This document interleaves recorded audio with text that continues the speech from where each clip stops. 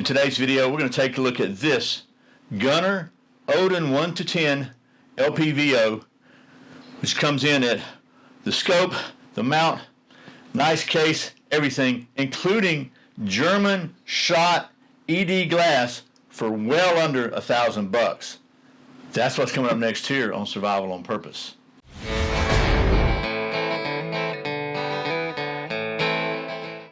Welcome back to Survival on Purpose. My name is Brian. Thanks for joining me for today's video. We're going to take a look at this Gunnr Odin 1 to 10 by 28 millimeter LPVO, and the folks at Gunnr reached out to me and asked me if I'd be interested in taking a look at one of their LPVOs. They have a 1x6, a 1x8, and 1x10. I thought, 1x10 could be pretty handy to use for longer range stuff, so I said, yeah, I'll check that one out. And they were kind enough to send it to me to test and to review it and show it to you. So full disclosure, they're not paying me anything, but they sent me this. And along with that, they're offering you a $50 discount by using the coupon code SOP50 if you're interested in that. So we're going to take a look at this thing, but first, today's words of wisdom. Today's wisdom is from Proverbs 11, verse 13 from the NLT translation. A gossip goes around telling secrets, but those who are trustworthy can keep a confidence. It's just good wisdom right there for anybody. So, and while we're at it, let's just get this out of the way. A big thank you to today's video sponsor, my friend John Abbott at Hog Holsters. Hog Holsters is a holster that I wear every day. I'm wearing one right now. Made in the USA, 100% made in the USA, down to the screws in the clips, featuring Ulti-Clips, also made in the USA. I've been wearing Hog Holsters for several years now, and they are the absolute best, most comfortable, most concealable holster that I've ever used, and I've tried a bunch of them, like maybe you have. And they also offer some other really cool stuff we'll be taking a look at in another video. So anyway, thanks to the folks at Hog Holsters for sponsoring today's video. Now, let's talk about this here Gunnr Odin 1 to 10. So, as I said, this is 1 to 10, and what's really kind of drew me to it is, see, there are a lot of these things on the market. There are a lot of them at a decent price point, but very few come in at this price point with German Schott ED, which is extra low dispersion multi-coated glass. I mean, this glass is crystal clear. It's really good glass, which, if you know anything about scopes, it's kind of like that's what really matters, right? So, as I said, they were kind enough to send me this. I took it to the range. We'll take a look at a little range footage in just a minute to kind of get it zeroed in. But I'm going to kind of readjust the camera and give you some close-ups, and we'll talk about this thing and kind of give you all the details about it as we go, and then we'll get to the old range stuff. And I got a little bit of through the scope footage, but that's pretty hard for me to do. So anyway, let's get to it now. You want to? Okay, so I'm going to try to keep everything in focus here for you. Let's just talk about this. First of all, it features a 34 millimeter tube of hard anodized 7075 aluminum, has a lifetime warranty. This is a first focal plane reticle, which means that as you zoom in or out, your reticle relationship to the target as far as your actually it is an MOA reticle. As far as your MOA stays constant. Again, it features German Schott ED glass, extra low dispersion. It's multi-coated. It has a 93% high optical clarity. Features a 6-level illuminated red MOA reticle.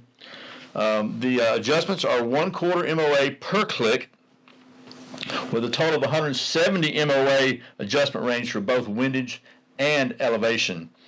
It features locking turrets, which you pull them up to adjust them and locks them in, so it keeps them from getting thrown out. Also has a zero stop function, so if you turn it away from zero and you can turn it back, it'll stop at 0. The field of view at 100 yards, which is pretty good on this thing, is 20.4 to 122.5 yards, depending upon magnification, obviously. The eye relief is 3.74 inches, about right out here. Parallax is preset at 100 yards.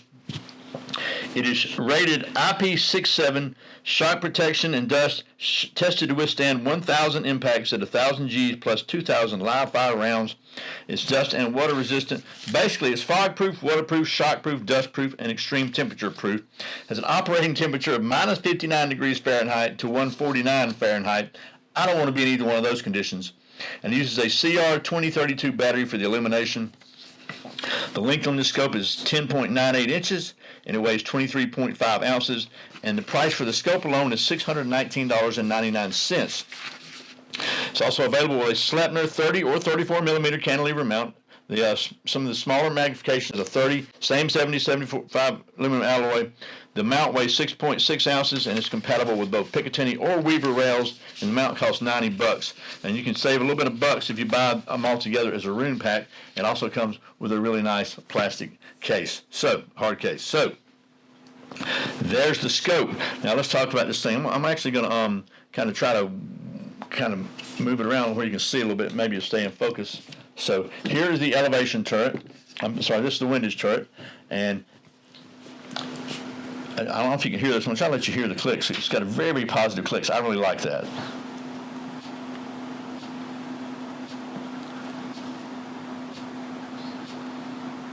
I think you could hear that.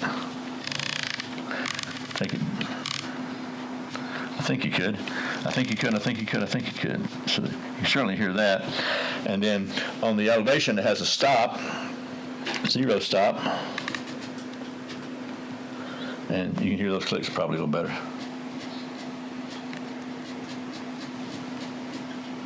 So very nice there. And then on the back side, this is your illumination. And basically you just turn it, and it goes on, off, and every time it goes on, it's at a different level. So it goes from high to low. And I've got it at high right now, and because it's not super bright. It's not red dot bright. I'll just say that. And then something I really like, it has a removable handle, which you can easily take it off, but I haven't had it come loose when I was shooting, and that really makes it pretty easy to adjust the magnification. And it's not too hard. If you don't have the handle on there, you can still do it. But that just means if you're wearing gloves or whatever, you don't have to grab it. You can just bump it with your hand or whatever like that. So works really well. Also has obviously adjustable eye relief. I mean, not eye relief. Whatever you call that. It's focal distance for your eye. I should know what that's called, but I don't. And it's got the mounts come here, cantilever mount, and there you go. It even tells you the torque on here. Turn this around for you. Yeah, right on there, it tells you what the torque needs to be to make those things right. Now let's see if I can show you some of the through the lens footage, and then we'll take you to the range, and we'll give you my feedback on how this thing performed for me. Okay, so let's take a look at a little through the lens footage, and then we'll go to the range, talk about that real quickly, and we'll come back and I'll tell you my pros and cons. So first of all, the through the lens footage. I tried using my iPhone on a little bracket. It didn't work with a flip. The eye relief was too long for that, being an LPVO. So I've got a new camera, pretty good camera. I held it up here and behind it and tried to get a picture looking through my window at some trees across the street, kind of like sniper hide, but we endeavor to persevere here. So the point I want to make is that the image you're going to see on the video here is nowhere near as good as the image you'll see through the scope, but I did the best I could. So it is really good glass. You have to trust me on that or not. Okay, so here we are with the old redneck through the lens, and we're at 10 power. Let's go on down to 8, 7, 6, 5, 4, 3, 2, down to 1. So one thing I was able to tell, though, is that like many first focal plane scopes, the image is really not, the reticle is not as easy to see when you're at low magnification. And I think I got this right. If not, you can correct me. But what a first focal plane means is that the reticle glass is before magnification, so that it is magnified along with the image coming through whatever you're looking at. So which means that, and when you're zoomed in, the reticle is going to be bigger, and as you zoom out, it's going to get smaller, so that the MOAs or mils or whatever are, in this case is MOAs, that those markings will be actual according to the size of the target you're looking at. So, and what that means is, as you zoom out, they're going to get smaller, because if you're looking at it smaller, one MOA at 1 magnification is this big, and it's going to be 10 times bigger at 10 magnification. I get that right? If not, let me know. So that's to be expected, but I just want to point that out. So I had this thing on the maximum illumination on the reticle at level 6, and you'll see at 10x, It is very, very clear. You can see all the marks. You can see the illuminated center very well. As you get out to 1X, I couldn't see it. I just couldn't. My eyes are not that great anyway. But all the background clutter and all that, you just really couldn't see it. So that's a pretty common issue with first focal plane reticles. So anyway, that's the through the lens. So now let's go to the range. Talk about the range footage.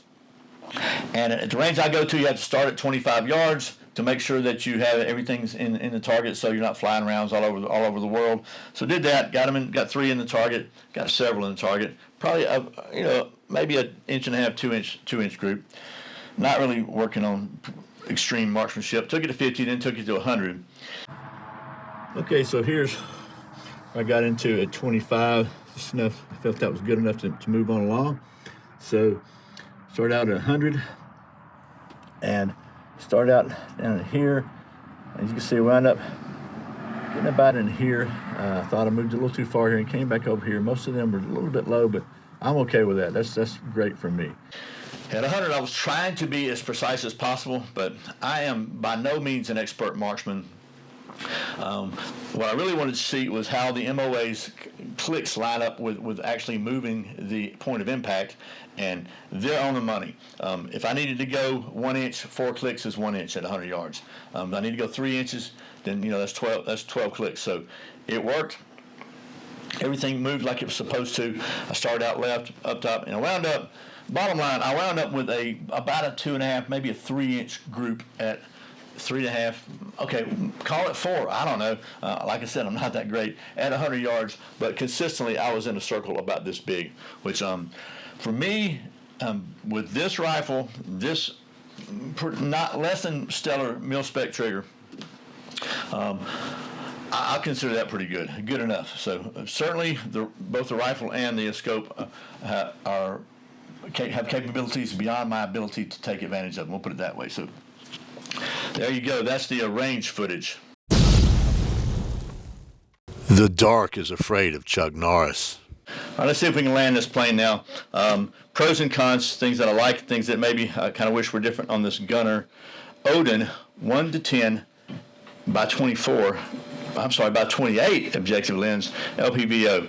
First of all, obviously, I like the glass. It has really, really good glass. This thing has crystal clear clarity at 1X or 10X. It really does a good job of that. To me, I like the positive nature of the clicks. Can you hear that? Every click a quarter MOA. I like that it has locking turrets. I like that it does not have caps with screw adjustable turrets. They could probably make it cheaper and lighter if they did that, but I can't tell you how many turret caps that I've lost. It happens, So I like that.